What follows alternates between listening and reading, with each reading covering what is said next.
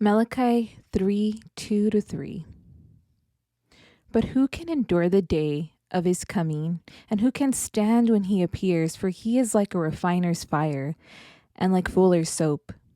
He will sit as a refiner and purifier of silver, and he will purify the descendants of Levi, and refine them like gold and silver, until they present offerings to the Lord in righteousness. Daniel 3:26-27. Nebuchadnezzar then approached the door of the furnace of blazing fire and said, Shadrach, Meshach, and Abednego, servant to the Most High God, come out, come here. So Shadrach, Meshach, and Abednego came out from the fire.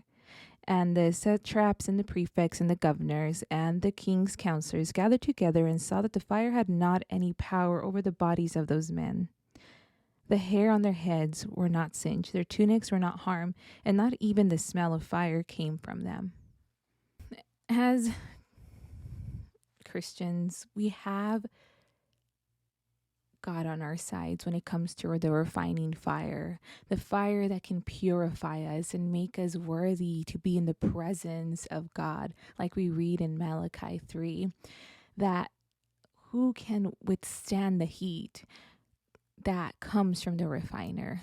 Well, we see that God actually protects us from the fire when we are believers. There was a fourth man in the fire in front of King Nebuchadnezzar.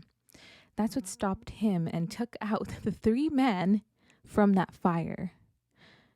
Because they were servants of God, the Most High God. They had a faith. They were obedient.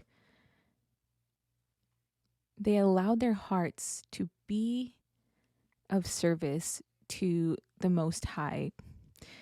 And God protected them from the fire. But the fire did not change them. I could only imagine that being able to withstand a fire like that would also change us dramatically. Like, hey, see, this is why I had the faith. My God is true. And I know that I'm being refined like silver and gold, but my God stands in the fire with me as I'm being refined. He is the fire, He is the refiner. And He's able to protect us as we're going through these things that help sanctify us and make us worthy of Him. You know, Jesus came to us though we were yet sinners